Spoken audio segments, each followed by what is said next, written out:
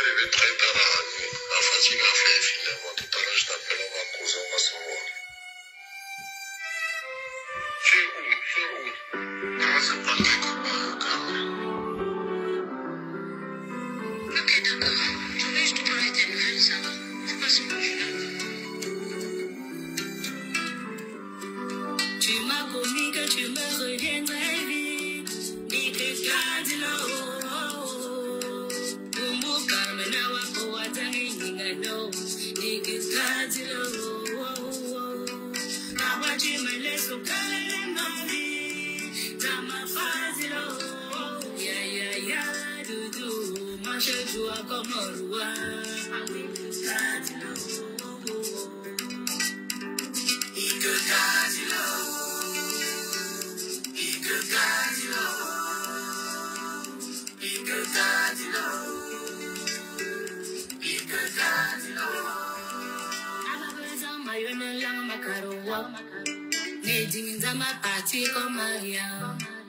Je reste seule, lui la seule qui le connaît, qui connaît ses projets et ses sombres secrets.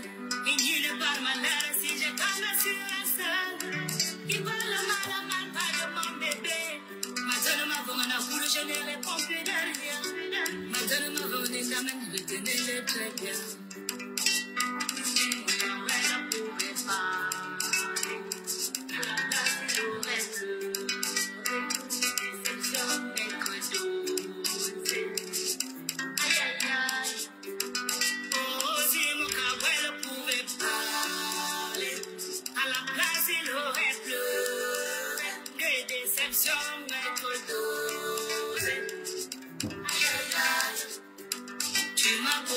Tu me reviendrais vite, ni que garde là-haut. Umbu kamena wako watangi ningano, ni que garde là-haut. Kawa tu me laisses au calme ma vie, dans ma phase là-haut. Ya, doudou, ma je dois comme un roi, ami que garde là-haut.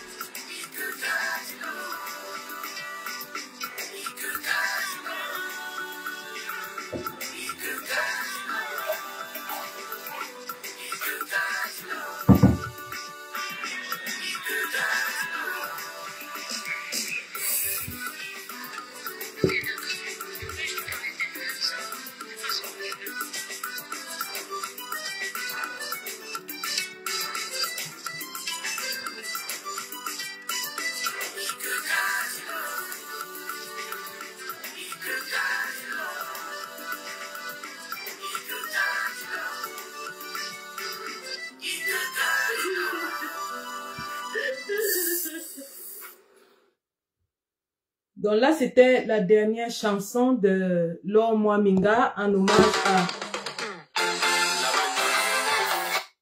hommage à Cabrel Nandip. Et que ça veut dire parti pour de bon en langue béti. Non, il est parti pour de bon.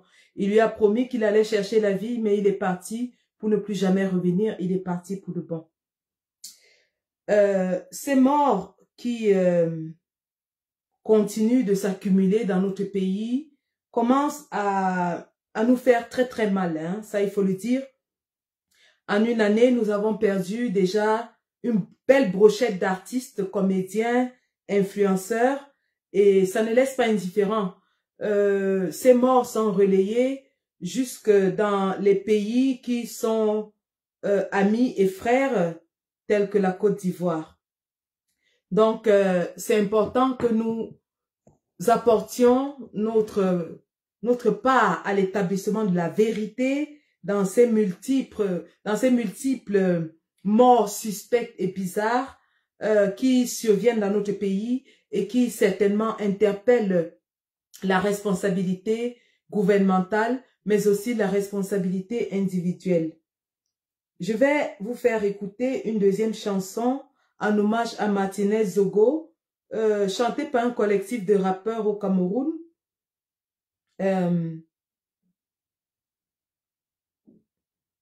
Donc, est conduit par mon sniper à moi, Brice Bond.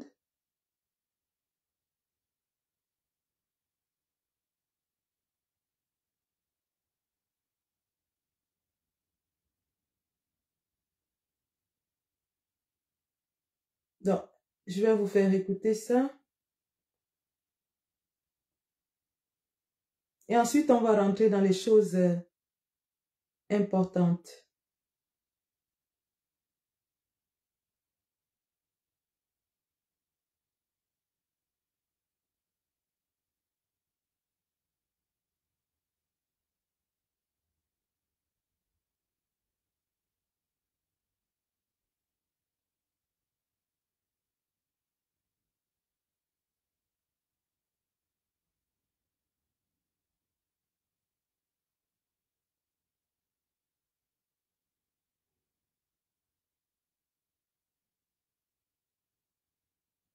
Non, merci. Merci déjà de partager.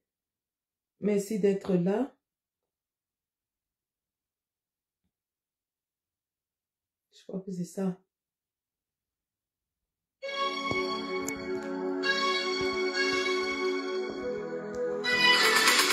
Je vous présente le projet Hommage à Martinez Zogo, un projet initié par Président 007, l'un des premiers rappeurs camerounais.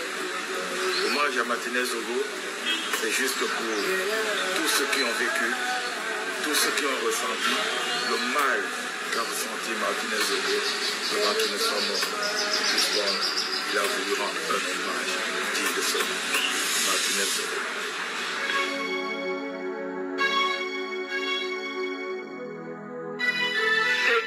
C'est écœurant, s'il vous plaît. Ça me fait très mal au cœur.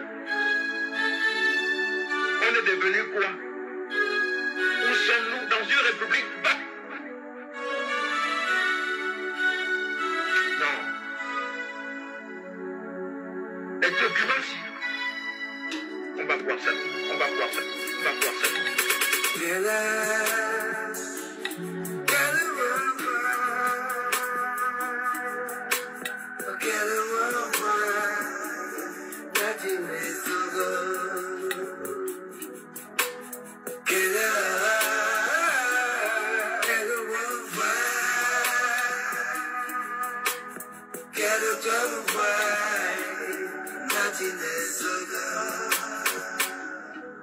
Parfois je me pose la question, pourquoi toute cette oppression? Que vais-je faire de ma mission? Elle n'est jalousie nous conditionne. Ils sont tapis dans le noir, Martinez nous a fait voir. Hypocrisie le pouvoir, une parole de plus c'est le tiroir. Une plume s'est éteinte, une voix éveille les consciences, dénoncer de notre choix. Tu penses nous faire taire, tu crois? Le combat continue, mais Martinez sont nés ma foi. On lâchera jamais l'affaire, jamais c'est notre loi.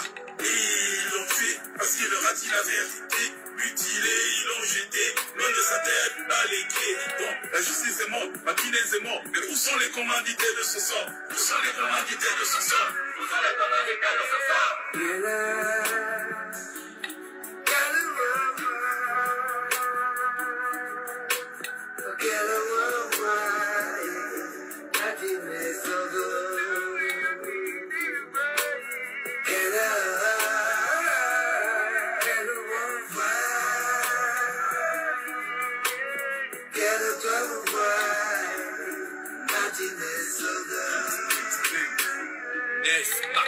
Mais voilà tes parties, la pause, chose, pause, m'oppose à travers cette prose.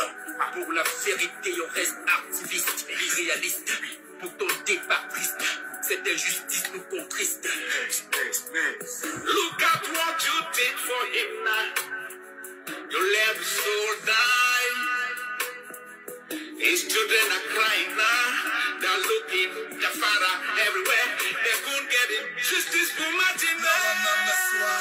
Moratua etam, ana anyara etam, akaba sotu etam, anoma seni etam, atola buboni anam, ayana bati sama, anga jaga bebe anam.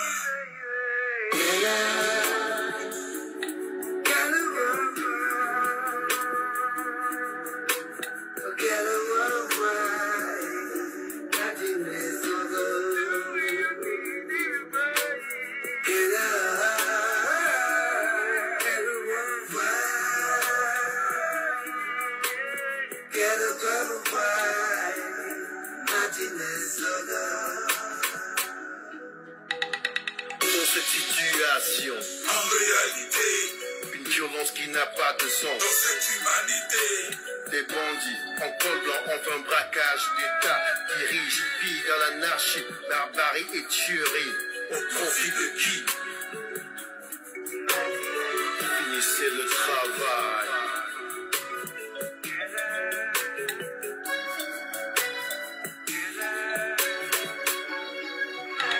Les mamans, votre enfant était tellement encombrant pour ces gens. Traitement inhumain et dégradant. Levez-vous tous, dénoncez ces horreurs. Toi mon frère, va faire ta carte d'électeur. Justice pour cet homme d'honneur.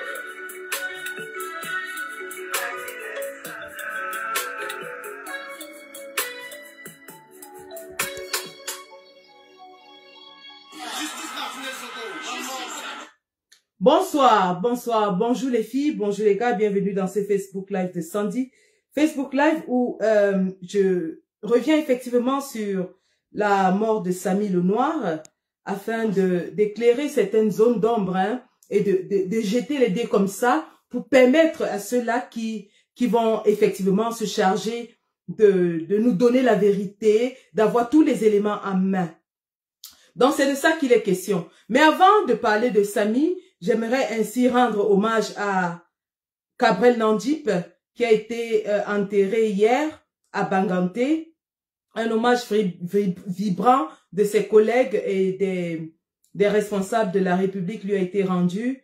Nous disons c'était une vie que nous avons perdue dans des circonstances tragiques, mais qui aurait pu être sauvée ou alors qui n'aurait jamais dû être perdue si les choses se passaient normalement dans notre pays. Nous décrions encore une fois l'état tragique des routes du Cameroun qui continue de tuer. L'état des routes qui continue d'être la première cause de mortalité dans notre pays. Qu'on ne nous dise pas que ce n'est pas une fatalité. Qu'on ne nous dise pas que ce n'est pas remédiable. L'État a l'obligation de construire des routes, de les maintenir, de les entretenir, mais surtout de s'assurer que les usagers de la route n'abusent pas de ces infrastructures. Donc, sous quelque angle qu'on regarde, la responsabilité de l'État est effectivement engagée quant à ce qui concerne les mortalités sur les routes de notre pays. Donc, repos doux à Cabrel Nandip, nous souhaitons vraiment que les influenceurs, les artistes se mobilisent afin de demander de bonnes routes dans notre pays. Ensuite, je vais faire une petite virgule pour parler de Martinez Zogo. Martinez Zogo est mort. Nous allons bientôt à 1 an de la mort de Martinez Zogo. Nous n'avons encore aucun coupable, je répète. Nous n'avons encore aucun coupable de la mort de Martinez Zogo sous les barreaux. Derrière les barreaux. Nous avons des gens qui sont suspectés de complicité de torture par aide. Donc jusqu'à présent, presque 1 an après, l'État du Cameroun, quand on nous dit que c'est un État de droit, où on arrête des gens dans leur maison en les suspectant d'avoir eu l'intention de marcher et à les condamner illico presto à 7 ans d'emprisonnement pour emprisonner, pour condamner les marcheurs pacifiques. La justice du Cameroun ne perd pas de temps. Mais lorsqu'il s'agit du coupable de la mort de Martinez Zogo, nous allons déjà à 1 an. Ils sont incapables de nous dire qui a tué Martinez Zogo. Monsieur Amougou Belinga et ses complices, surtout Monsieur Amougou Belinga, est derrière les barreaux pour complicité de torture par aide. Si Monsieur Amougou Belinga est complice de torture par aide, qui a tué Martinez Zogo et où est cette personne? De quoi est responsable le colonel Danwe? De quoi est responsable le commissaire Eko? Ils sont responsables de quoi? Qui a porté le coup fatal à Martinez Zogo? Qui a torturé Martinez Zogo? Qui l'a mutilé? Qui a cassé ses dents? qui a arraché ses ongles, qui a versé l'acide sur sa tête, arraché ses cheveux, cassé ses bras, qui a mis le métal en fer dans ses parties génitales intimes. Qui? La justice camerounaise est bloquée. On ne sait pas qui a mutilé Martinez et qui a donné l'ordre de mutiler. Ça va déjà à 1 an. La veuve de Martinez et ses enfants ne peuvent pas faire le deuil. Ils ne peuvent pas faire le deuil parce que le corps est encore sous-scellé à la morgue. Le corps de Martinez Zogo restera sous-scellé jusqu'à ce qu'on nous dise qui a tué Martinez Zogo, afin que sa famille puisse avoir la paix, afin que sa famille puisse faire son deuil. Mais jusqu'à présent, dès que l'enquête a essayé d'évoluer vers le ministre de la Justice, elle s'est grippée. On n'en parle plus. On ne parle plus d'Amoukou-Belinga, du Zomlo, des Zomlo. On ne nous dit pas qui est derrière l'assassinat de Martinez Zogo. Mais je tiens ici à apporter le soutien indéfectible du peuple camerounais, de la nation camerounaise, à cette famille endeuillée et éplorée, à cette veuve qui a résisté à toutes les tentatives de corruption, toutes les tentatives de musellement, à cette veuve qui était sujette à des menaces. On tue ton mari de façon sauvage, on l'étrangle, et on veut te réduire au silence. On te menace de mort. Cette femme ne pourra jamais faire son deuil tant que le coupable de la mort de son mari n'est pas trouvé.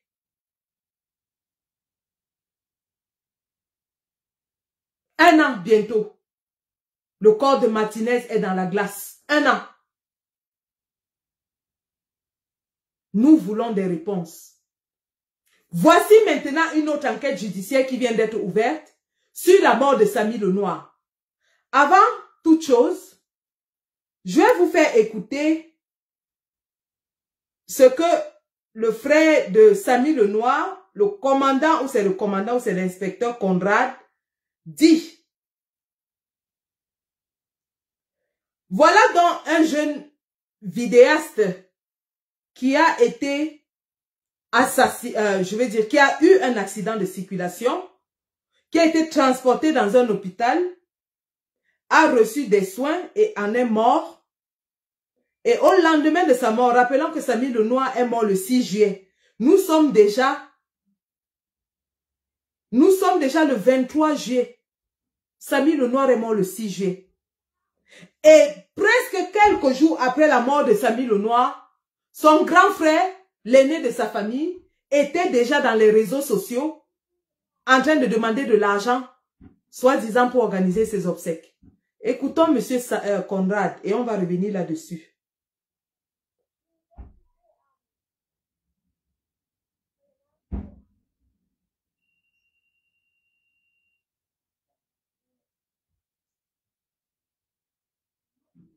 Que tu sois là et que tu interviennes en exclusivité sur ma page en présence de plus de 2800 personnes qui t'attendent impatiemment et qui attendent impatiemment ta communication et qui souhaitent peut-être te poser 2 ou 3 questions auxquelles tu pourrais ou pas répondre. Donc je voudrais que tu te présentes aux milliers de personnes qui t'écoutent en ce moment et que tu puisses donner ta communication. Ok, merci. Déjà, je souhaite un bon dimanche à toutes les personnes qui sont en ligne. Je me nomme Conrad Bindimfeger. Je suis le grand frère, le frère aîné de Benjamin. Benjamin, c'est son petit nom ici à la maison parce que il était le dernier né d'un accouchement de 3 garçons. Alors, c'est moi l'aîné. Et il y a quelqu'un qui est entre moi et Benjamin. On est tous choqués par le décès de Benjamin. Benjamin était un frère pour beaucoup. Benjamin était un ami pour beaucoup. Benjamin était un fils. Benjamin était autre. Et on l'a perdu d'amusement. Je suis très choqué en ce moment. J'ai voulu bien intervenir depuis parce que ça va dans tous les sens. À Facebook, dans les réseaux sociaux, on raconte, on dit, on parle de ceci ou cela. Mais je suis un policier, je suis un inspecteur de police déjà. Et j'ai le droit de silence au cours de cette procédure d'assassinat. Je ne vais pas être long.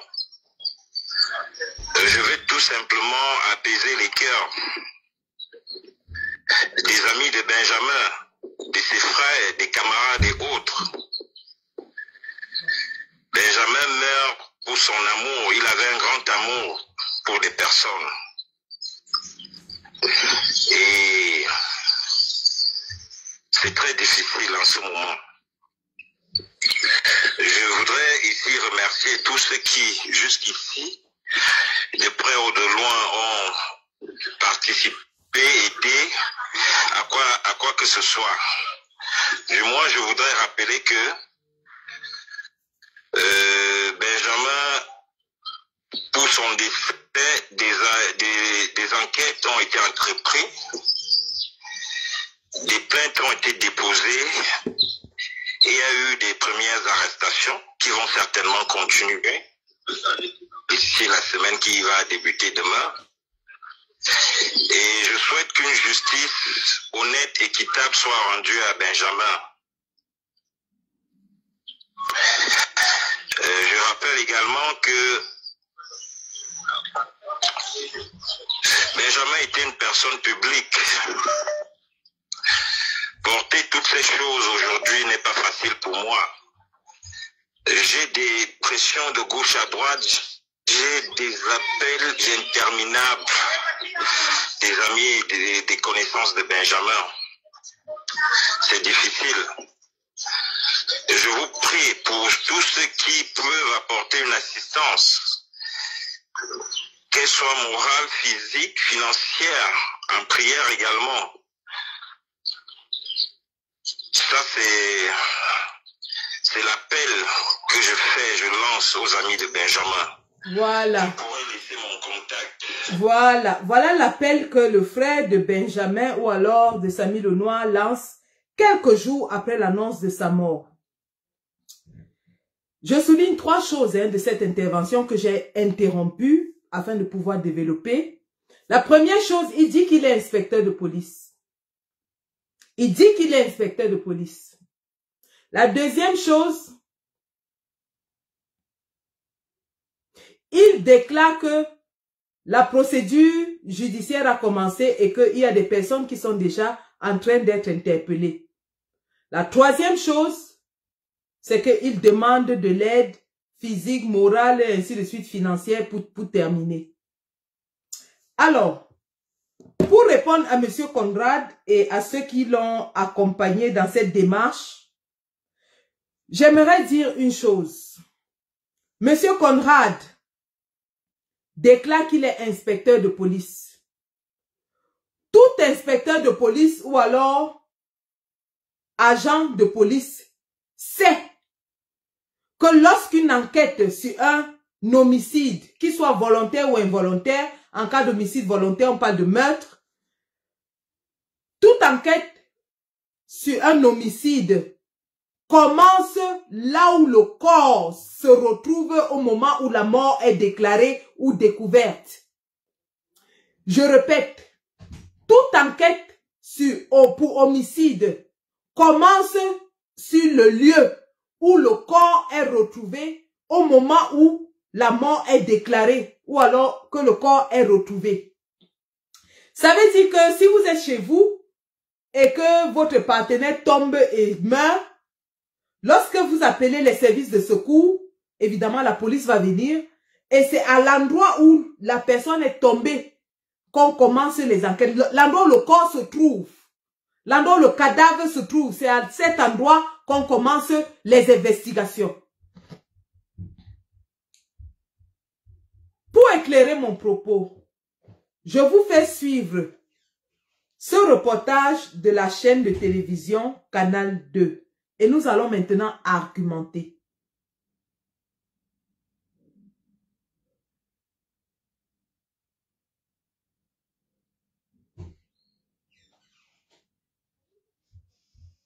Prochaine. Éteint, sa vie rongée, sans alerte. Écoutons un peu. Alors, un instant. Prochaine. Éteint, sa vie rongée, sans alerte majeure. À voir Samy, je ne pouvais pas imaginer que Samy va mourir. Connu sous le pseudonyme de Samy Lenir, il s'appelait Roland Feugueux à l'état civil. C'est ici, au centre hospitalier des Sosses, que le vidéaste est mort le 6 juillet dernier. Monsieur Feugueux Roland a malheureusement succombé dans un tableau d'arrêt cardiaque. Un direct Facebook de son ex-petit ami crée la polémique sur la toile. Sur le coup, des soupçons affichés d'une extraction de rein. L'os d'ici était tout broyé, je n'ai pas fait la science, c'est pas qu'on appelle. L'os d'ici était tout broyé. On a coupé, on a levé l'os à la hanche. Pour mettre ici. L'hôpital dément. Il n'y a à aucun moment été question d'un quelconque prélèvement de rein. Beaucoup d'accusations de l'ex-petit ami de Samy orientées vers la personne de Karimo Ngoué, PDG de Karimo. La décision de l'opération est prise par sa copine qui n'est même pas encore mariée avec lui. Et Karimo. Comment une inconnue? Parce que pour moi, Karimo, c'est une inconnue. Contactée, elle nous invite à Créby, ville où a eu lieu l'accident de Samy, pour sa part de vérité. Embarqué, une exploration vérité avec Créby justement dans notre ligne de mire. Sur place, le collaborateur de Karimo Ngoué nous accueille. Première précision, les relations entre Samy et Karimo étaient purement professionnelles. En tant qu'entreprise, on le sollicitait régulièrement. On l'a sollicité régulièrement pendant à peu près 4 ans, 4 à 5 années en tant que prestataire vidéaste. Et de la présence de Samy à Créby, il répond que l'entreprise y faisait des repérages pour sa prochaine assemblée générale. Samy venait pour commencer à prendre quelques vidéos dans le cadre des préparatifs de cette assemblée générale-là. La patronne Karimo Ngoué convoque l'enquête judiciaire en cours pour justifier son silence et nous envoie vers son direct Facebook. Elle dit n'avoir jamais pris la place de la famille ou de Samy pour autoriser quoi que ce soit. Samy était permanemment avec Josie, sa femme, qui est un peu en clash avec la mère de son enfant. Samy a reçu sa famille à l'hôpital, notamment Monsieur Conrad, le chef de famille, notamment Jean-Baptiste, la femme de Monsieur Conrad, leurs épouses, tout le monde, les tantes même étaient à l'hôpital. Qui a signé pour son opération? Samy lui-même. Parce que Samy était conscient. Qui a signé pour le transfert de Samy de Kribi à Yaoundé? Samy lui-même, il est conscient. À l'hôpital, on confirme que Roland Feugueux a lui-même signé le consentement éclairé avant son entrée au bloc opératoire. L'intervention de Karimo était uniquement à 2 niveaux, clame son collaborateur. Le premier niveau, c'est d'un point de vue logistique. Nous avons mis à sa disposition notre voiture, une voiture Prado, avec un chauffeur pour l'accompagner de Kribi pour Yaoundé. Donc le deuxième niveau d'implication, c'est au niveau financier. À l'hôpital de district de Kribi, on confirme l'avoir reçu et une double fracture de l'humérus diagnostiquée avant son réfèrement. Nos radars d'enquête pointent ce léger virage au bout de la rue des Banques comme lieu de l'accident du vidéaste. Des tenanciers de commerce présents aux abords ce samedi 1er juillet là sont méfiants, on ne sait pourquoi. Après insistance, une commerçante accepte de nous raconter à visage caché. Je n'ai pas prêté attention que voici un véhicule qui descendait. Le véhicule a donc basculé le type. Il s'est donc couché au sol. On a appelé la police pour faire le constat. Il était en compagnie d'un ami, un certain Kamdem, qui refuse toute interview. La police local dit avoir transmis le dossier au procureur et se déclare incompétent à toutes nos sollicitations. La dame auteure de l'accident, une certaine Adèle Nana, aurait été déférée. L'agence Bank de Créby est à proximité. Rendu là-bas, un responsable nous rassure, dans un premier temps, qu'aucune de leurs caméras de surveillance ne couvre l'angle de l'accident. Et donc, impossible d'avoir les images. À l'apparition sur la toile de ces images de l'accident captées en temps réel, il se dédie, affirmant que c'est une caméra située à l'aile gauche du bâtiment qui a pu les capter. Tous les collaborateurs de Karim Mongwe, gardés à vue, ont été libérés. Les auditions se poursuivent à la première région de gendarmerie, à Yaoundé, avec diligence. Mais deux auditions restent déterminantes. Celle du chirurgien traitant au centre hospitalier des SOS, René Somba, encore hors du pays, et de Kamdem, son compagnon de traversée de ce fameux jour d'accident. On signe l'attente pour des révélations prochaines. Voilà, ce reportage est intéressant à plusieurs titres. Déjà, j'ai souligné le fait que M. Conrad, le grand frère de Samy, soit un policier. Et alors, tout policier sait que une enquête sur un crime commence toujours sur le lieu où on a trouvé le cadavre. Nous sommes étonnés que, au lieu que les enquêtes commencent justement à l'hôpital de la Caisse, là où Samy est mort, pour savoir qu'est-ce qui a causé sa mort dans cet hôpital, puisque de toute évidence, par les reportages qui sont faits et par les témoignages qui sont faits, que ce soit par la famille ou par les compagnons de travail, Samy était conscient lorsqu'il part de Kribi. Samy parlait, il avait la capacité de faire de prendre une décision sur ses soins. Il a décidé et signé de son transfert, il a décidé et signé de son opération. Donc quand Samy arrive dans cet hôpital, il a toutes ses capacités. Une fracture de l'humérus, a priori, ne cause pas de mort. Le taux de mortalité lié à une fracture de l'humérus est quasi nul. L'enquête devait commencer donc à cet hôpital. Pourquoi Samy est mort? On devait prendre le corps, le mettre sous scellé, faire une autopsie et maintenant saisir immédiatement tous les documents. Je dis bien immédiatement, saisir immédiatement tous les documents médicaux pour savoir quels soins ont été administrés à Samy. Il a été consulté par qui a fait quoi, qui a administré quels soins médicaux ou infirmiers et justifier ces soins qui ont été administrés à lui. Parce que tout ce temps qui est en train de passer, ces gens, si jamais l'enquête se tourne vers eux, comme vous avez entendu, que nous attendons toujours que le docteur René Somba soit entendu, ils ont le temps et la latitude de modifier ces documents. Parce que ces documents n'auraient peut-être pas été saisis puisque lorsque l'enquête est ouverte, ils se dirigent immédiatement à Kribi. C'est à Kribi qu'ils vont commencer l'enquête. Et allant à Kribi, les premières personnes qu'ils interpellent sont le chauffeur de Dame Karim Mongwe et son comptable. En quoi est-ce qu'un chauffeur qui transporte quelqu'un est responsable de la mort de la personne? En quoi? En quoi est-ce que quelqu'un qui débloque de l'argent pour payer les factures de quelqu'un est responsable de la mort de quelqu'un? Ou contribue à la mort de la personne? En quoi? Voilà donc comment les enquêtes sont diligentées au Cameroun. Dans toutes les académies de police, tous les faits limiers du monde entier, vous-même qui regardez les séries, vous qui regardez les émissions sur les crimes tels que faites entrer l'accusé par exemple,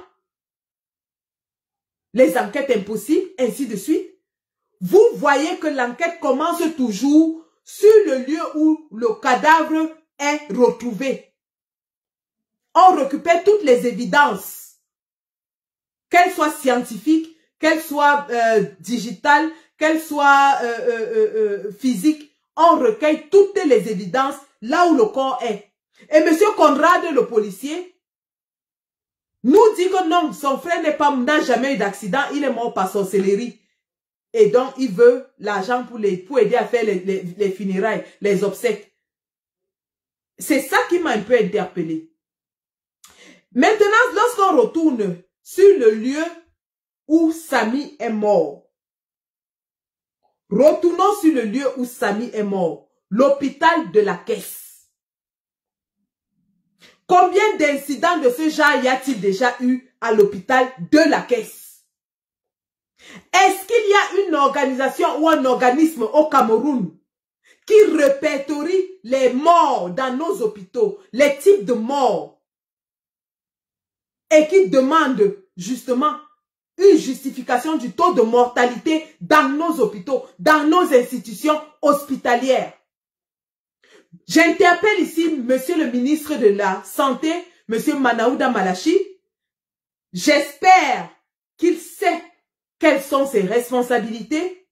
Il est docteur en philosophie, il n'est pas docteur en médecine.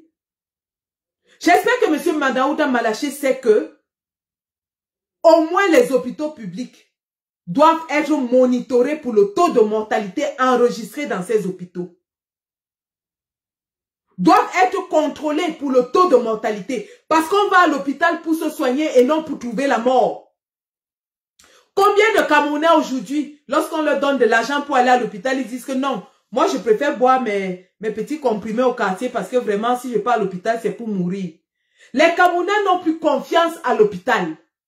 Les Camerounais vont à l'hôpital par contrainte. Les Camerounais n'ont plus confiance en leurs médecins. Quand vous allez à l'hôpital, vous priez parce que vous savez que vous avez 90% de chances de mourir là-bas que de sortir vivant. Et c'est une situation qui est à décrier. Pourquoi est-ce que le taux de mortalité dans nos hôpitaux n'est pas monitoré? Pourquoi est-ce que les incidents graves dans nos hôpitaux ne sont pas adressés? La pratique de la médecine est encadrée par la loi. Je répète, hein, la pratique de la médecine est encadrée par la loi. Il y a une loi qui légifère l'exercice de la médecine au Cameroun et partout dans le monde. Donc, lorsque vous exercez dans un institut hospitalier, vous avez l'obligation de répondre de vos actes devant la loi si le besoin se fait ressentir. Et les hôpitaux, en tant qu'institution, devraient rendre compte devant la loi. Je vais vous montrer quelque chose qui s'était passé à cet hôpital de la Caisse lorsqu'il y avait la période de Covid.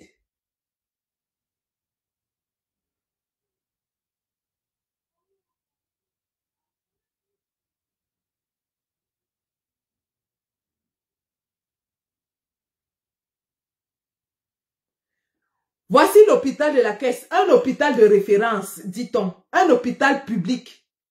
Un hôpital qui bénéficie des subventions publiques. Regardez bien, nous sommes au Cameroun. Regardez.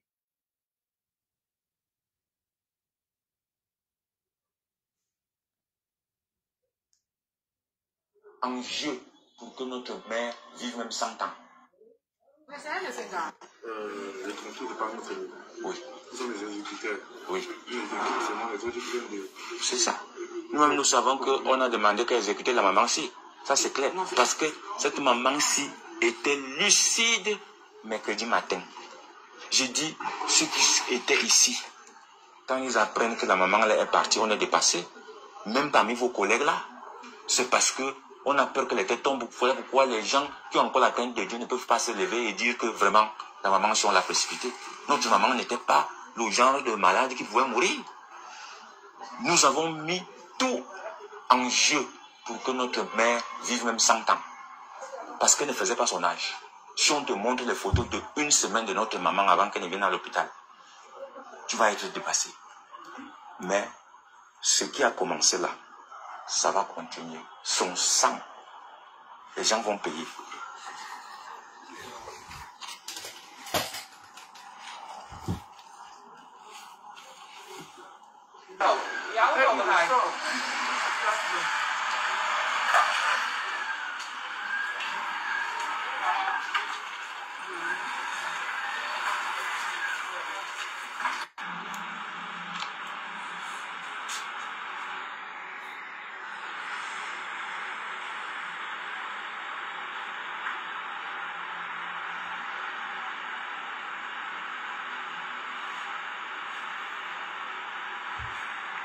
Elle ne vient plus. Elle vient.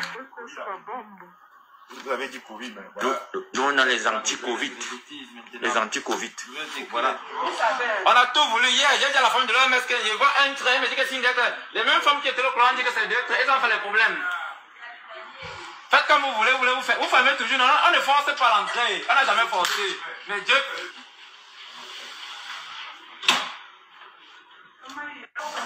C'est pas possible. Il n'y a pas le brancard.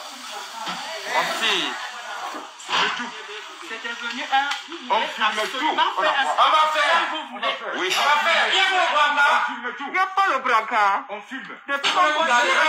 Regardez. Vous tirez. Il n'y a pas le brancard. Vous tirez la main des gens que vous avez bloqué plus de 24 heures. Puis on va filmer. Vous tirez ça comme le maquereau. Comme le maquereau au sol. L'hôpital de Renan. Plus de 48 heures, vous n'avez pas le brancard. Il faut faire la preuve de toute vidéo. On va faire. C'est de ça qui s'adresse. Ça va circuler à tous les réseaux sociaux. On vous a promis. Vous tirez les mains des gens.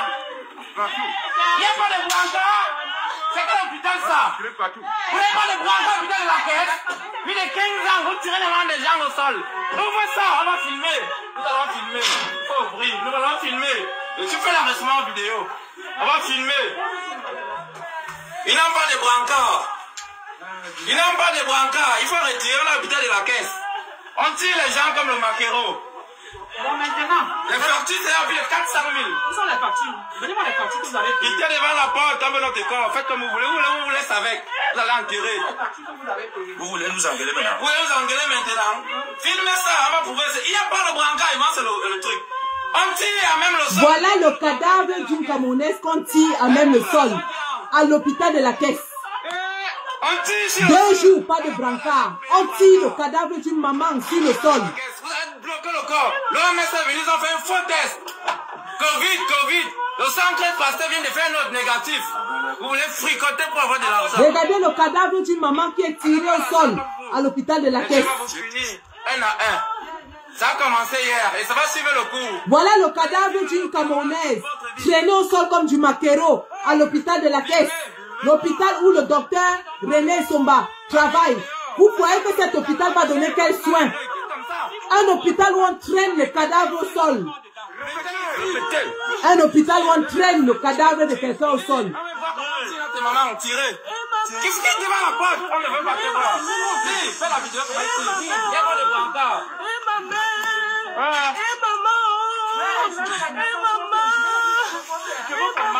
Cet incident est passé inaperçu et inadressé par le ministère de la Santé. Un incident grave où on traîne un cadavre au sol comme un maquereau. Le ministère de la Santé est resté muet là-dessus. Les autorités sont restées muettes. C'est passé comme une lettre à la poste. Voilà cet hôpital de la caisse où Samy est mort. Le même hôpital. Lorsque vous y allez, vous savez que vous allez mourir. Et lorsque vous mourrez, vous savez qu'on va vous traîner au sol comme le maquereau. Voilà l'hôpital de la caisse. Voilà les hôpitaux de référence de Bia. Voilà donc les hôpitaux de référence des hôpitaux publics.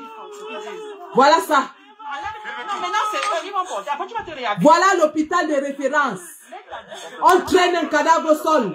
C'est dans cet hôpital que Samy a été charcuté. Samy a été charcuté et mort dans cet hôpital. Où est le médecin qui a opéré Samy? Pourquoi est-ce qu'il a voyagé et il n'est plus jamais revenu? Qu'est-ce qu'il fait à l'étranger? Voilà donc l'hôpital de la caisse. Voilà l'hôpital où Samy le Noir est mort. Combien de Samy y a-t-il eu avant Samy? Parce que Samy est célèbre, on parle de son cas aujourd'hui. Mais combien d'autres Camerounais sont morts dans des circonstances troubles dans cet hôpital et dans d'autres formations hospitalières? Samy est célèbre, on en parle. Samy même, c'est parce que Karim Mungo est célèbre, on en parle. Combien de Camerounais sont traînés au sol, comme le maquereau, lorsqu'il meurt à l'hôpital de la caisse? Combien de Camerounais meurent entre les mains des médecins? Combien de Camerounais meurent entre les mains des médecins au Cameroun? Combien? Au lieu que le médecin vous donne la vie, il vous donne la mort. Et immédiatement, on essaie d'enrouler ça dans la sorcellerie. On dit non, c'est la sorcellerie. Cet hôpital doit rendre compte. Cet hôpital doit dédommager la famille. Cet hôpital doit dédommager la famille et le médecin doit rendre compte. Mais ils ne sont pas en train de diriger l'enquête vers cet endroit-là. Ils sont en train d'éviter de diriger l'enquête vers l'hôpital de la Caisse. Pourquoi? Parce que qui est directeur de la CNPS? Mokulum Vondo, le neveu de Paul Biya. Pourquoi? Parce que qui est directeur de la Caisse? Mokulum Vondo, le neveu de Paul Biya. Qui est le médecin qui a opéré Samy? C'est ce que je vais vous dire aujourd'hui. Mais avant de vous dire ça, je vais vous montrer ailleurs ce qui se passe lorsqu'on constate qu'il y a un taux de mortalité élevé dans un hôpital, que ce soit en Afrique ou en Europe. Lorsqu'on constate qu'il y a des morts inexpliquées dans un hôpital, je vais vous montrer ce que l'État fait, les autorités font, les organismes responsables et régulateurs font ailleurs. Alors, je vais vous montrer.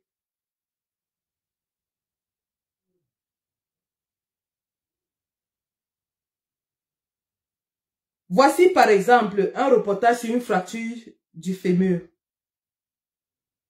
et les décès suspects dans cet hôpital-là.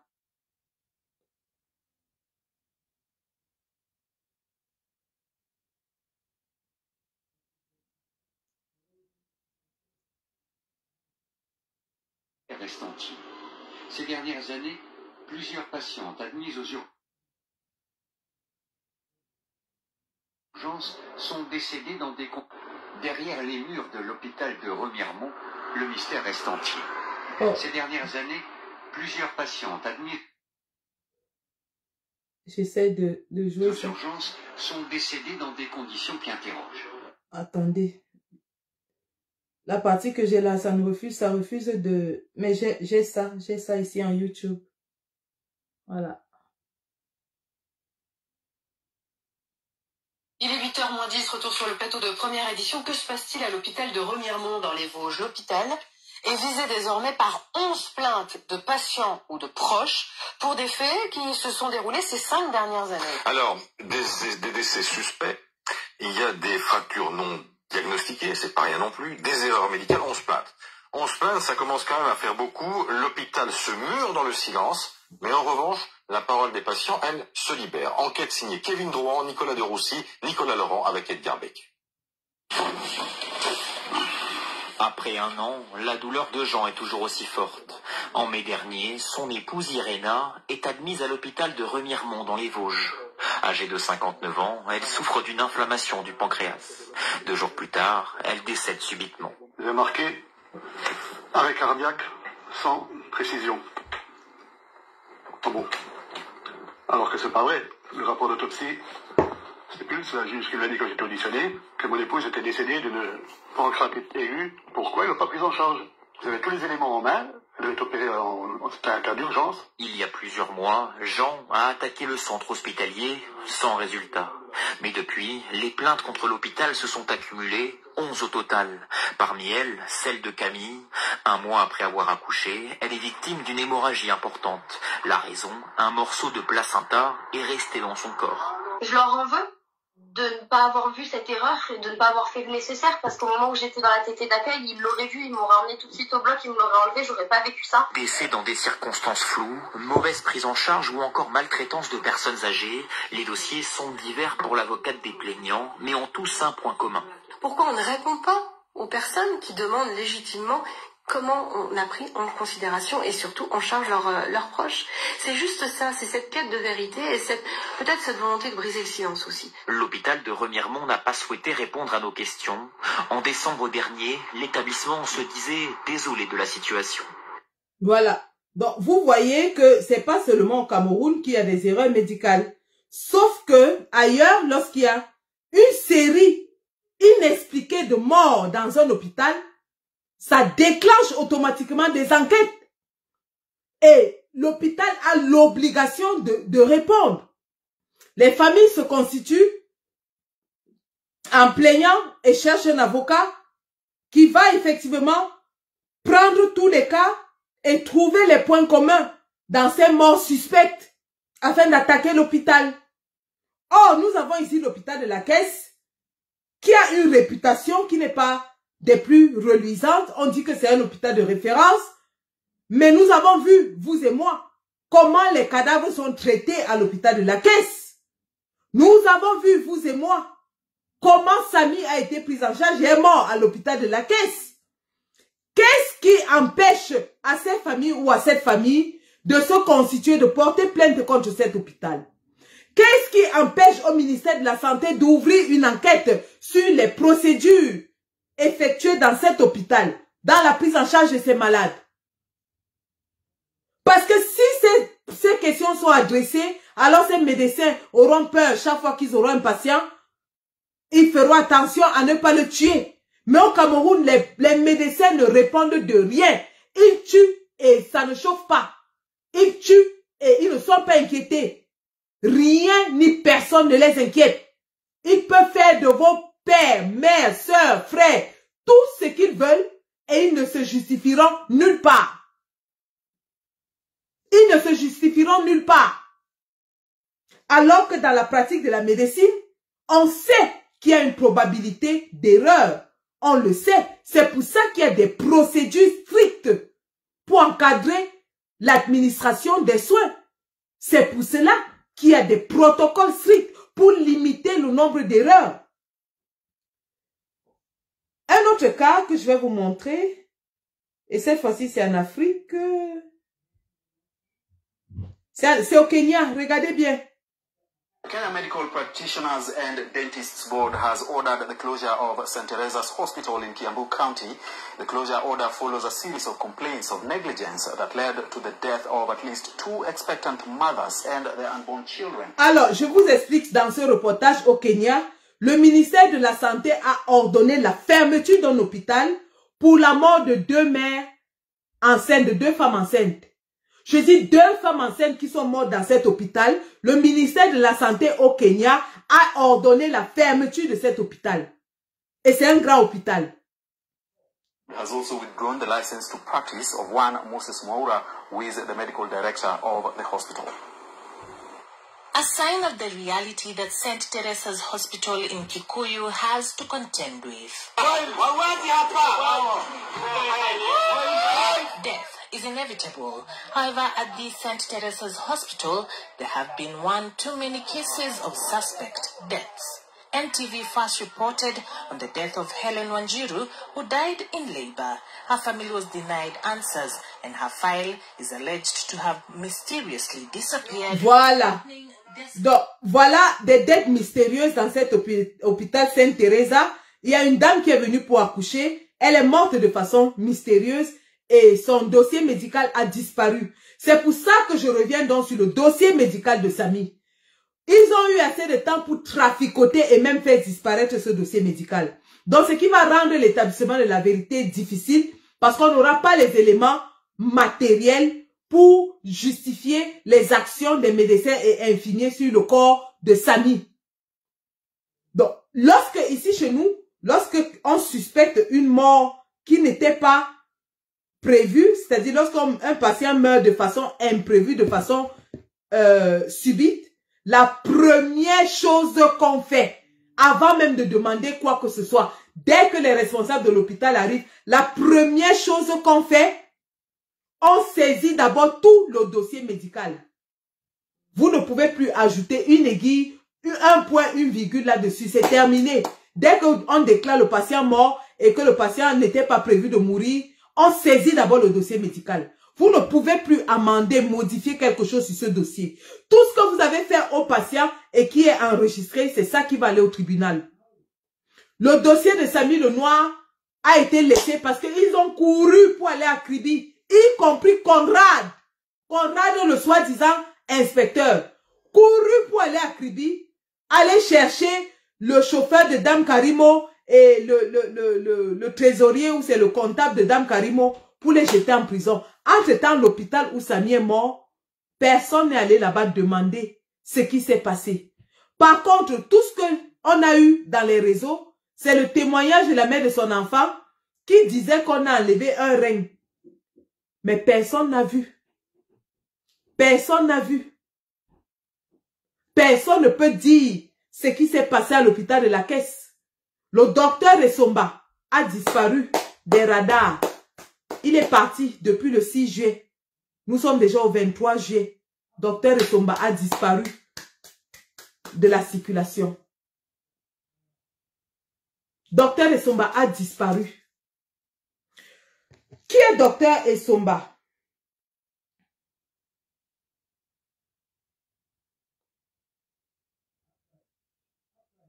Qui est Dr Essomba?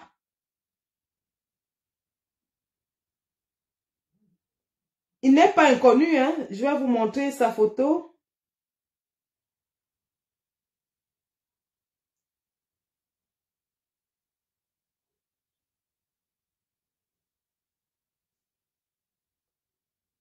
René Essomba.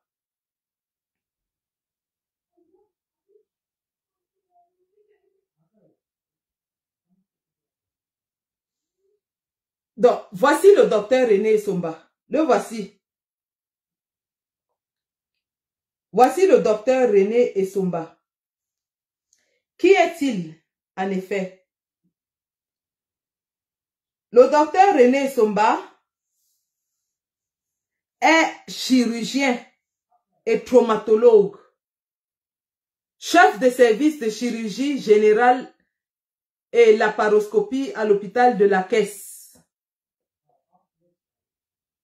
Dr Essomba est le dernier fils du professeur René Essomba.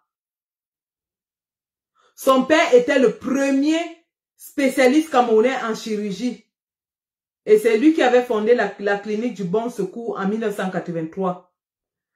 Son père, le professeur René Essomba, était mort en 1998. Le docteur René Essomba, l'actuel, a étudié la médecine en Allemagne et il s'est qualifié en chirurgie traumatologique. Si vous allez sur le site où tous les chercheurs dans le domaine de la médecine inscrivent leurs recherches, c'est-à-dire le site s'appelle ResearchGate, vous allez trouver quelques travaux du docteur Essomba, l'actuel.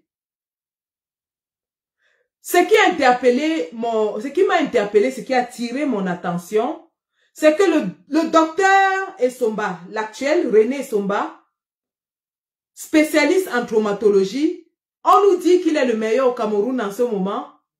Dans le site de recherche scientifique, ResearchGate, vous allez effectivement trouver des travaux qu'il a menés, mais ce n'est pas des travaux qu'il a conduits lui-même.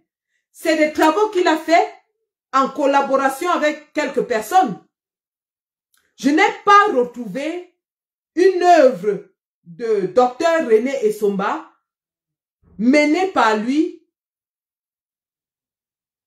et qui a été revue par des pairs, c'est-à-dire par des traumatologues mondiaux.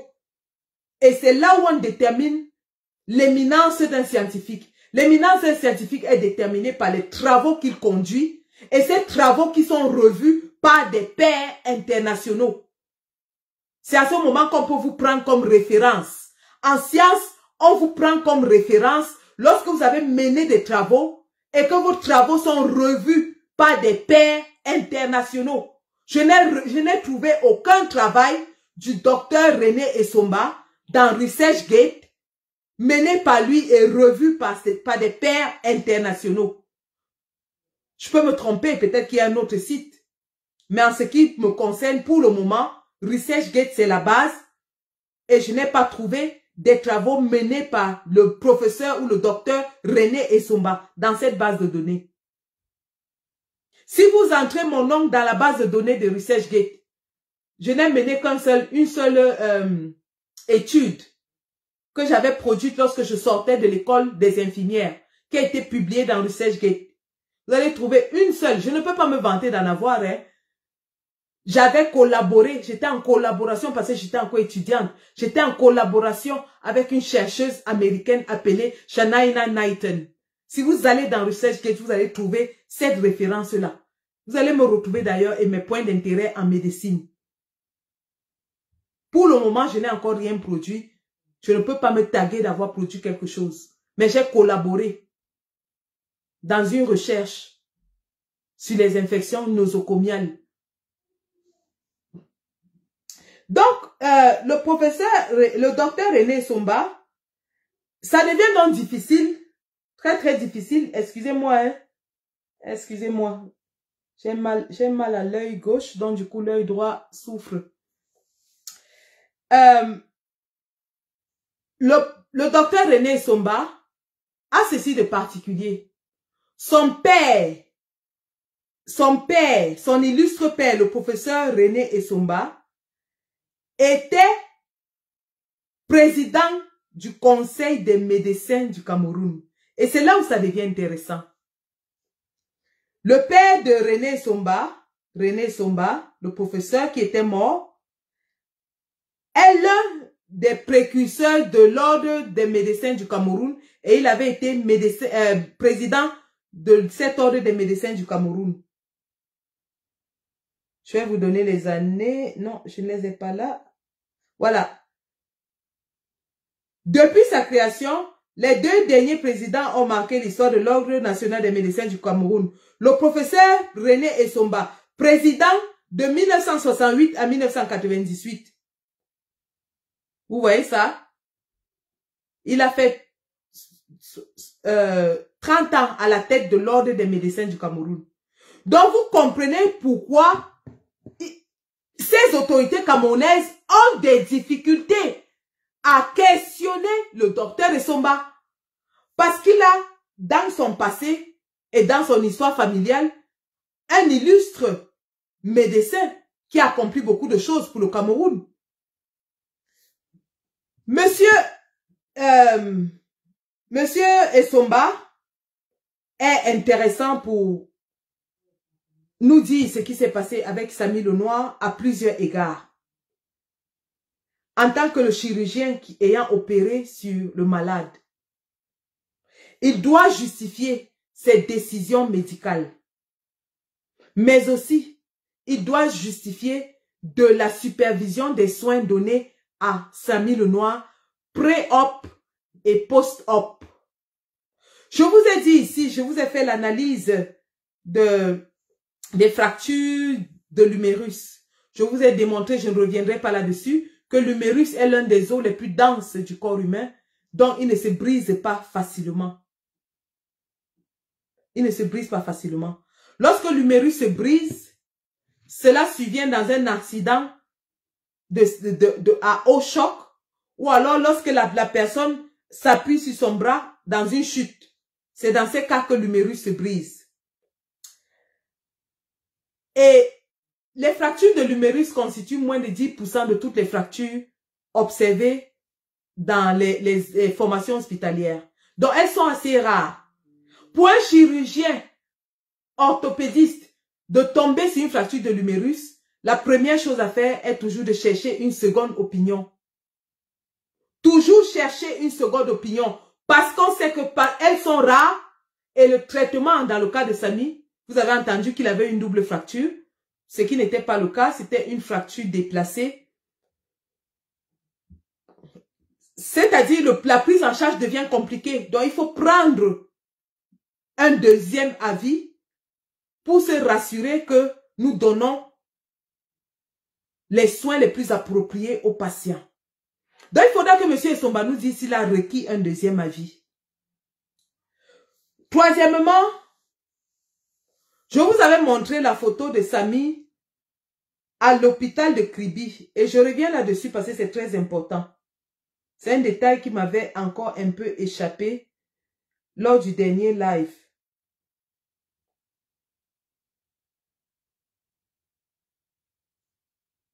Je reviens sur cette photo de Samy à l'hôpital de Kribi. Et j'aimerais que nous l'examinions ensemble. Je vais un peu essayer d'agrandir pour vous montrer quelque chose. Voici Samy à l'hôpital de Kribi. Regardez bien. Voici Samy à l'hôpital de Kribi. Je fais un zoom. Je ne peux plus zoomer plus que ça.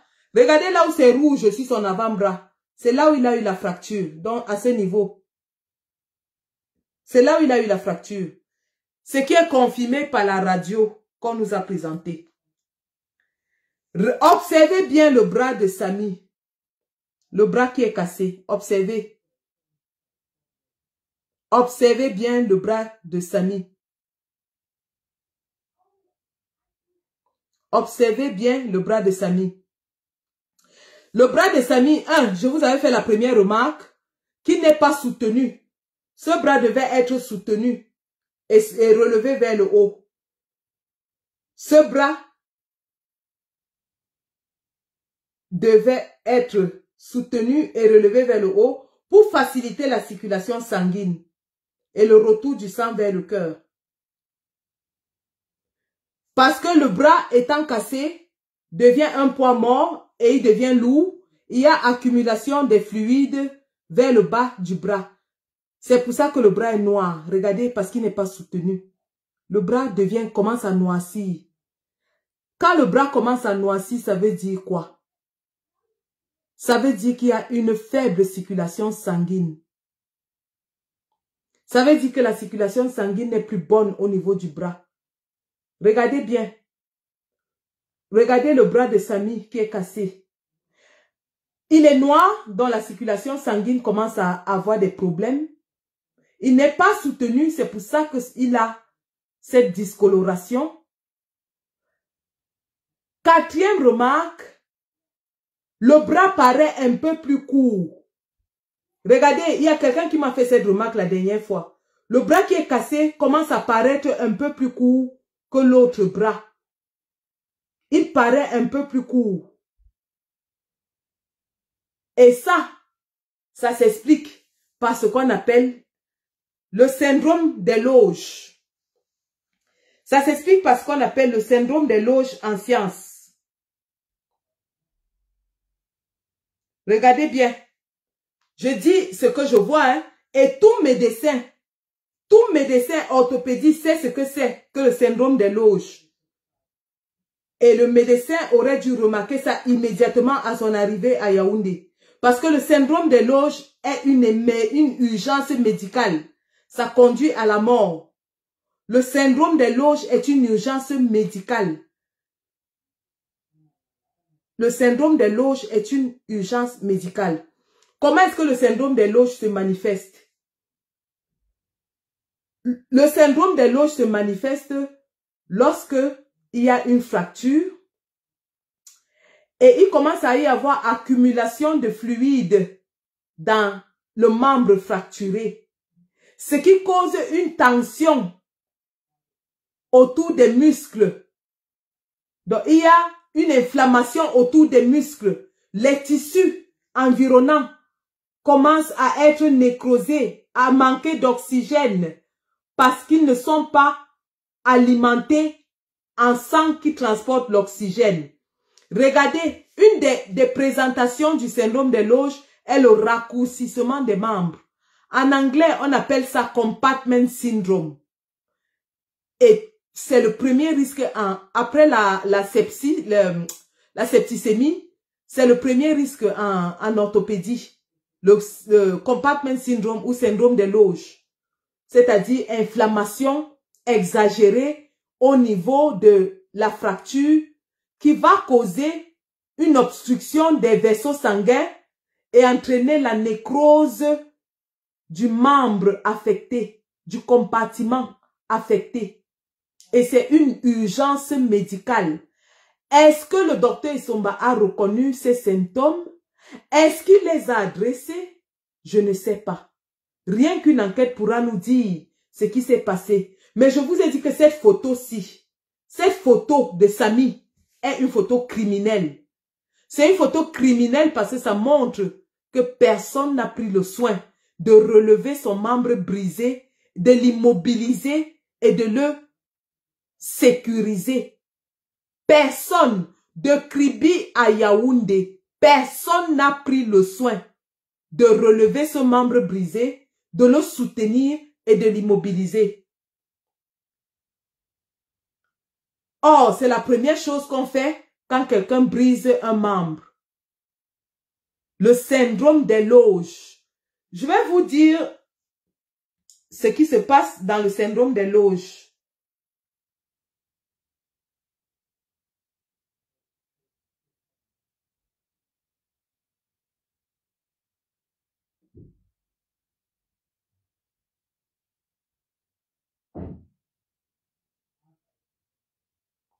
Je vais vous dire ce qui se passe dans le syndrome des loges.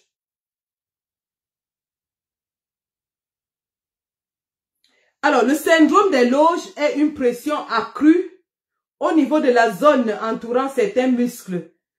Il survient lorsque les muscles lésés gonflent tellement qu'ils interrompent leur support sanguin. La douleur dans le membre atteint augmente et est plus sévère que ce qu'à quoi on s'attend. Et lorsque le syndrome s'aggrave, le membre peut s'engourdir, gonfler et devenir pâle. Pâle, c'est pour les Européens. Chez nous, c'est noir et froid au toucher. Les médecins suspectent le diagnostic en se basant sur les syndromes et confirment en vérifiant le pouls dans le membre et en mesurant la pression dans le compartiment. Le syndrome des loges est une urgence médicale parce qu'il faut soulager la pression. Donc, voilà donc autant de choses, hein, parce que on va seulement parler de la mort de Samy sur le plan mystique, dire comment il a été vendu, mais des présentations médicales comme celle-ci. Lorsque vous regardez cette photo de Samy en tant que personnel soignant, il y a beaucoup de choses qui vous interpellent.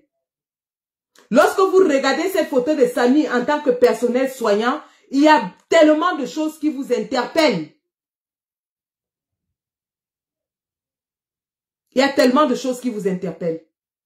Docteur Essomba doit revenir de l'Allemagne pour nous expliquer quelle est la prise en charge qu'il a faite pour ce patient et qu'il justifie ses choix médicaux. Oui, je vous ai expliqué l'autre fois que lorsqu'il y a fracture du fémur, si la fracture est compliquée, le médecin peut recourir à la greffe et que pour les membres supérieurs, la greffe se prend généralement à la hanche.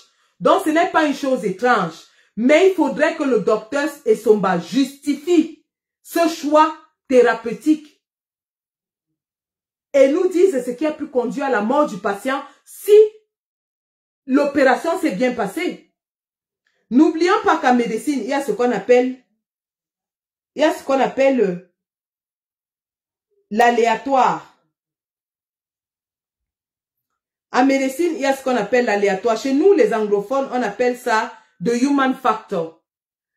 Chez nous, les anglophones, on appelle ça the human factor. Attendez que je vous fasse un aperçu de ce que ça dit. L'aléa thérapeutique. L'aléa thérapeutique correspond à la part de hasard suite à une opération inhérente à l'acte médical. Et ce, en dehors de toute faute du praticien. Donc, ça veut dire que s'il y a eu aléa thérapeutique ayant conduit à la mort de patient, le docteur Essomba doit nous démontrer qu'il a fait tout ce qu'il fallait faire sans avoir commis de faute et que la mort n'a survenu que parce qu'il y a eu un aléatoire. Ça peut arriver. C'est des choses qui arrivent en médecine. On appelle ça chez nous the human factor, le facteur humain. Il peut arriver qu'une erreur s'introduise, mais c'est aléatoire lorsque le praticien démontre qu'il a fait tout ce qu'il fallait faire sans qu'il y ait une erreur. Donc, le docteur Essomba ne pourra pas échapper à la justice dans ce cas. Et il faudrait que toutes les interrogations se dirigent justement vers l'hôpital de la Caisse et vers le docteur Essomba. Parce que, vous savez, un médecin doit pouvoir justifier de ses actes et justifier du fait qu'il a fait tout ce qu'il fallait pour sauver la vie de son patient. Il a fait tout ce qu'il fallait pour sauver la vie de son patient. Au Royaume-Uni, on a eu un cas où un médecin empoisonnait délibérément ses patients à la morphine. C'est-à-dire les gens mouraient, on ne savait pas ce qui les faisait, ce qui les tuait. Et à la fin, on a découvert que c'était la morphine. Et on a découvert qu'ils étaient tous traités par le même médecin. Donc il faudrait revoir si dans les traces du docteur Essomba, il n'y a pas eu d'autres patients qui sont morts de façon aussi suspecte. Écoutons ce reportage. Et ce mot, overdosed, mort par overdose de médicaments. Des visages, des années de décès et ce mot, overdosed, mort par overdose de médicaments. Les proches des nombreuses victimes de l'hôpital de Gosport, dans le sud de l'Angleterre, sont venus se recueillir dans un mélange de colère et de soulagement. Près de 30 ans après les faits, ils estiment que la vérité est enfin dévoilée. Savoir que les alertes ont été ignorées pendant toutes ces années est profondément choquant pour les familles. Est-ce que c'est ça ce que nous devons attendre de notre police? Ou vivons-nous dans une culture où les affaires sont étouffées? C'est l'ancien évêque de Liverpool, James Jones, qui a mené une enquête indépendante. Dès la fin des années 80, dans cet hôpital, le taux de décès grimpe anormalement. L'enquête, dévoilée aujourd'hui, estime que 456 patients sont morts à cause de l'administration inappropriée d'antidouleurs opioïdes et que la vie de 200 autres a été possiblement écourtée. Les documents révèlent qu'au Gosport War Memorial Hospital, de 1989 à 2000, il y avait une pratique institutionnalisée d'écourter la vie des patients, à travers l'administration d'opioïdes, sans aucune justification médicale. Au Parlement, la première ministre s'est excusée pour ce qui pourrait devenir un scandale d'État.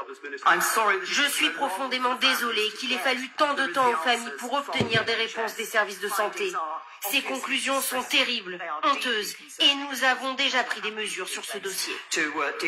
Pour l'enquête indépendante et pour la presse britannique, la suspecte numéro 1 est cette femme, le docteur Jane Barton. C'est elle qui aurait administré à ses patients ces doses d'opioïdes. Elle a failli être radiée de l'ordre des médecins plusieurs fois, mais elle est finalement partie tranquillement en retraite il y a 7 ans. Donc vous voyez que ailleurs ça se passe.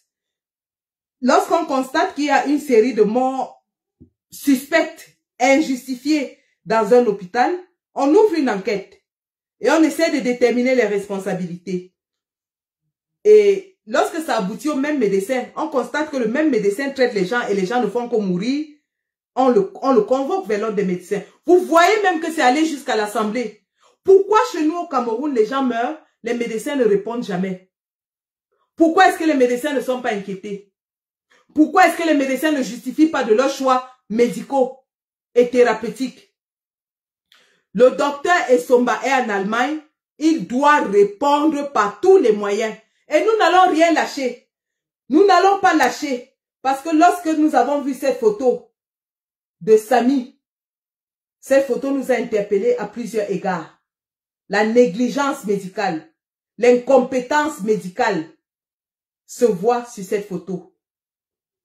Et nous n'allons cesser de réclamer justice pour Samy le Noir. Jusqu'à ce que le docteur Essomba soit conduit devant les instances judiciaires. Docteur Essomba, on le sait, son père était président de l'ordre des médecins du Cameroun, dont l'ordre des médecins du Cameroun a peur de l'appeler. Vous avez constaté que tous les témoins autour de cette affaire refusent de parler. Même les commerçants qui étaient autour de la banque ont refusé de parler. Le responsable de la banque qui a donné les photos, la vidéo à Karim Mungwe est actuellement entre les mains de la justice. Pourquoi est-ce qu'ils essayent de faire du flou et du noir autour de la mort de ces garçons? Pourquoi? Pourquoi est-ce qu'ils essayent d'étouffer les preuves autour de la mort de ces garçons? Pourquoi est-ce que le responsable de la banque qui a fait sortir la vidéo est en prison alors que la banque disait qu'elle n'a pas de caméra? Si la banque n'a pas de caméra, pourquoi est-ce qu'on enferme l'homme qui a donné la vidéo à Karim Mungwe? Mais la banque a dit qu'elle n'a pas de caméra, non? Les gens ont jubilé ici que oh, c'est des vidéos fabriquées. La banque dit qu'elle n'a pas de caméra. Mais pourquoi vous avez arrêté le responsable de la banque qui a fait sortir cette vidéo? Pourquoi? Pourquoi est-ce que tout le monde refuse de parler quand il s'agit de témoigner sur la mort de Samy le Noir? Et je dis encore, à plusieurs égards, cette photo interpelle la compétence médicale, la prise en charge du patient. Cette photo interpelle à plusieurs égards pour tous ceux qui connaissent la prise en charge des patients en orthopédie. Cette photo interpelle à plusieurs égards. Donc, nous demandons que la famille, au lieu de courir à gauche, à droite et accuser la sorcellerie, se tourne vers l'hôpital et demande des comptes. L'hôpital de la Caisse doit dédommager cette famille. Et le docteur Essomba doit répondre de ses actes devant le conseil des médecins et devant la justice. C'est de ça qu'il s'agit. Toutes les procédures et tous les soins administrés à Samy doivent être revus. Je répète, toutes les procédures et tous les soins administrés à Samy doivent être revus. Doivent être revus. On parlera de plateau technique, on parlera mais il s'agit aussi de la compétence de notre personnel médical. Il s'agit aussi de la compétence de notre personnel médical. Bon sang, est-ce qu'ils sont compétents? Est-ce qu'ils sont compétents? Lorsque je vois un patient qui a une fracture majeure avec le bras qui n'est pas soutenu pendant des heures, je me demande si vraiment ces gens ont fait leurs études. Donc, monsieur, le docteur Essomba, entre autres, enseigne aussi dans les facultés de médecine au Cameroun. Et vous imaginez quelqu'un qui enseigne dans les facultés de médecine au Cameroun, qui ne se recycle pas parce que il y a des protocoles de traitement des fractures de l'humérus qui sont actualisés par la science. Il y a des protocoles. Vous enseignez quoi à nos étudiants en médecine? Vous enseignez quoi à nos étudiants? Est-ce que vous savez que chez nous, même moi en tant qu'infirmière dans mes études, lorsque je cite un ouvrage, je ne peux pas citer un ouvrage qui date de plus de 10 ans. L'ouvrage doit dater au moins de 5 ans parce que la science, la médecine évolue très rapidement. Il y a toujours une recherche qui est faite. Est-ce que le docteur Essomba a revu le protocole de traitement des fractures déplacées de l'humérus avant d'ouvrir la hanche? Est-ce que le docteur Essomba a revu le protocole de traitement des fractures déplacées de l'humérus avant d'ouvrir la hanche? Est-ce qu'il y a un autre médecin compétent qui est venu revoir Samy, qui a donné son avis thérapeutique sur le traitement de Samy?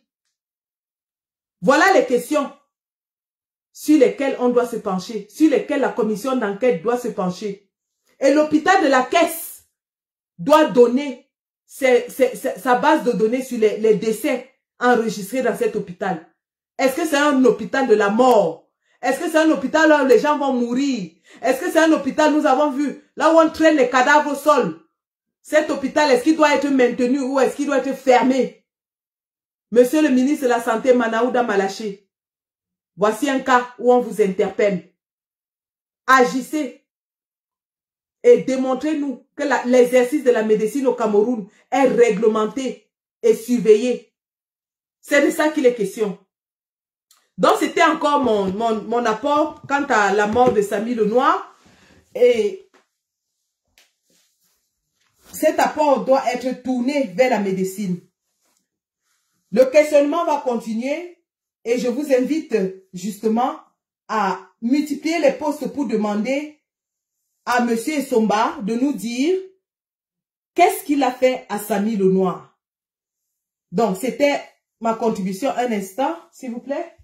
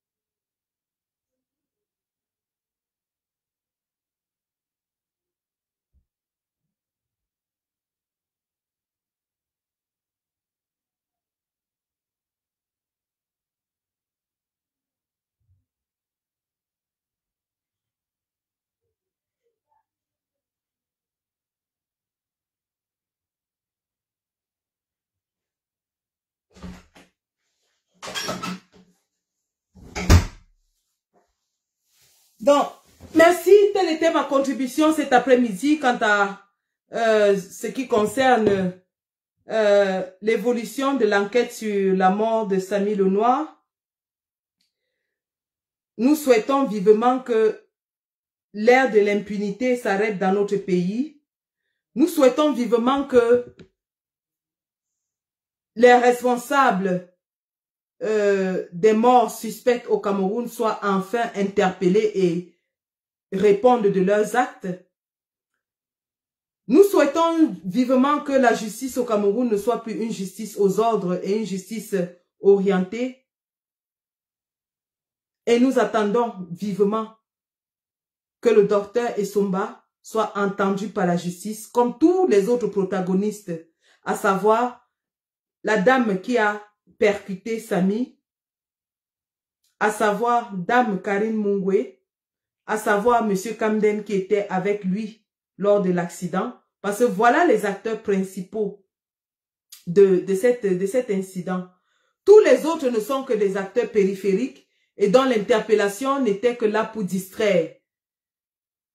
Les vrais responsables et les vraies personnes qui devraient être entendues sont le médecin, le personnel soignant, l'hôpital, la dame qui l'a percuté, qui a déjà, je pense qu'elle est sous les barreaux, le témoin principal qui est monsieur Kamden, et ainsi on pourra établir effectivement tous les faits qui ont entouré la mort de monsieur Samy.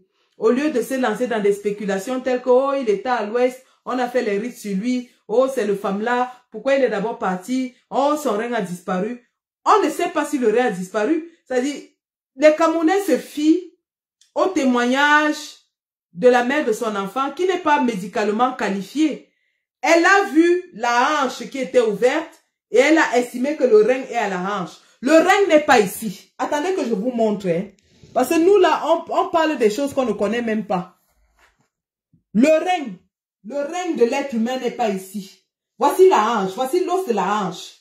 Et c'est là qu'on ouvre pour enlever l'os avec lequel on fait la greffe pour l'humérus. Donc, si la mère de l'enfant de Samy a dit que on a ouvert sa hanche, donc on a pris son rein, le rein n'est pas ici, elle ne connaît pas l'anatomie.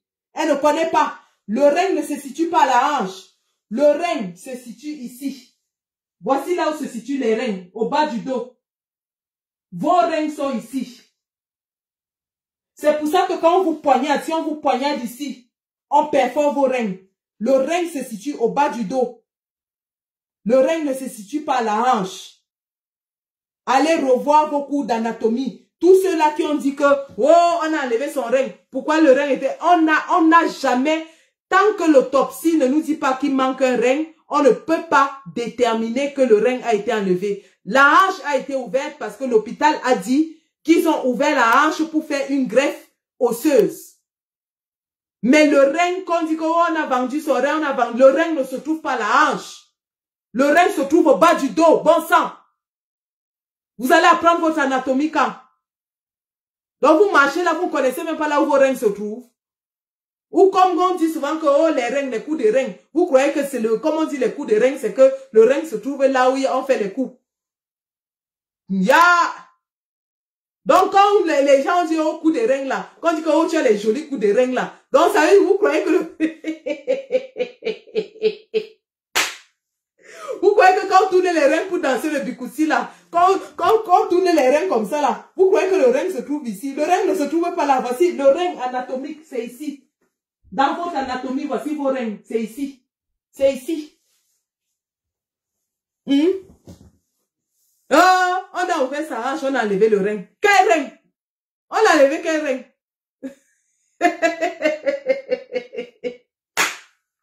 En tout cas, le traitement que le docteur Essomba a administré aux patients, jusqu'ici répond au protocole, sauf qu'il y a des questionnements. Pourquoi la deuxième opération? Était-elle justifiée? Et est-ce qu'il a considéré le syndrome des loges, comme je vous ai dit, ou le bras du gars qui a été abandonné sans support pendant des heures, a commencé à enfler et réduire et noircir? Est-ce que le médecin a vu ça? Est-ce qu'il a traité ça? Autant de questions. Et seule une enquête pourra nous dire ce qui s'est passé. Pour le moment, nous attendons le docteur Essomba, fils du professeur Essomba, qui était président de l'Ordre des médecins du Cameroun, et qui a un rôle, hein, le docteur Essomba a un rôle au ministère de la Santé. Oui, oui. C'est pour ça qu'ils ont peur de l'interpeller et de l'interroger. L'hôpital de la Caisse doit nous montrer son taux de mortalité. Comment est-ce que les gens sont traités dans cet hôpital? Ouais, ouais. Partout ailleurs, quand il y a beaucoup d'incidents dans un hôpital, on le ferme et on ouvre une enquête. Partout ailleurs, même en Afrique, quand il y a beaucoup d'incidents, le taux de mortalité grandit dans un hôpital, on le ferme et on commence des enquêtes. Pourquoi est-ce que l'hôpital de la Caisse n'est pas enquêté? Pourquoi? Donc, ce sont les questions auxquelles, avec lesquelles je vais vous laisser. Et Monsieur Essomba, qu'il sache que nous pouvons entamer une campagne médiatique qui va le poursuivre même jusqu'en Allemagne. Il suffit, vous avez sa photo, de prendre sa photo et de mettre son nom, docteur charcutier, partout où les gens vont taper son nom, on va voir qui tue les gens au Cameroun. S'il ne vient pas répondre, nous allons commencer cette campagne-là. En Europe, dès que tu as la réputation de médecin et que tu tues les gens, mais les patients auront peur. Tu ne peux pas tuer les gens au Cameroun et venir te cacher en Allemagne. Donc, c'est de ça qu'il s'agit, les gars. Moi, je suis là. Je vous ai dit que les histoires du quartier, je ne suis pas moi là-dedans. Je m'intéresse à l'aspect médical, point barre. Je m'intéresse à l'aspect médical. Et tant qu'on ne nous apporte pas les réponses aux questions, moi, je vais toujours poser les questions ici, là, auxquelles les médecins doivent répondre. Je vais toujours poser les questions. Comme vous avez vu, je ne dors pas. J'ai encore fait d'autres recherches sur le sujet.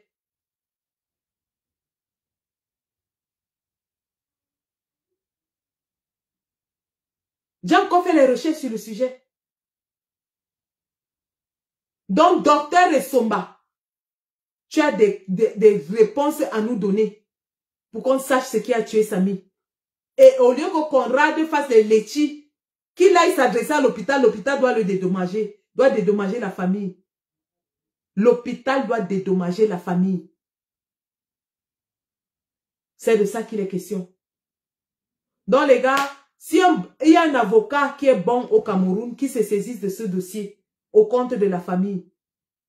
Si un avocat qui est bon, qui se saisisse de ce dossier au compte de la famille, il ne peut pas perdre. Il ne peut pas perdre. Qui se saisisse de ce dossier. L'hôpital là doit payer la famille là beaucoup de millions. Beaucoup de millions. Docteur Essomba. Je ne sais pas ce qui va t'arriver, mais on ne va pas te lâcher. On ne va pas te lâcher. Donc, merci d'avoir suivi ce Facebook Live. Je pense qu'il y en a beaucoup qui sont en train de passer en ce moment et qui vont passer après. Et avant que je ne parte, j'allais juste vous dire que il y a une manifestation qui est organisée pour Genève le 29 juillet. Il faut que tous les Camerounais de la diaspora y aillent pour demander à Paul Biya d'aller se soigner à l'hôpital de la Caisse. Paul Biya doit rentrer se soigner à l'hôpital de la Caisse. Donc, Camerounais de la diaspora, le 29 juillet à Genève, c'est là-bas que ça va se passer. Merci d'avoir suivi ce Facebook Live. Je m'en vais me reposer et continuer mes recherches sur le docteur Essomba. Il est devenu mon combi, hein, Essomba. Essomba est devenu mon combi, je ne le lâche pas. Merci d'avoir suivi ce Facebook Live. Dame Karimo, elle a fait ce qu'il y avait à faire en tant que employeur et partenaire en affaires. C'est-à-dire, elle a offert son véhicule pour transporter le patient. Elle a payé les factures. Je ne sais pas à quel niveau elle devait encore intervenir. La responsabilité de Dame Karimo, elle l'a assumée. La responsabilité du personnel médical, nous devons la revoir. Et c'est de ça qu'il est question. Tant que ces questions ne sont pas répondues, nous serons ici pour accuser et attendre le docteur Essomba. Merci d'avoir suivi ce Facebook Live. Rendez-vous dans la semaine. La patrie ou la mort, nous vaincrons. Merci.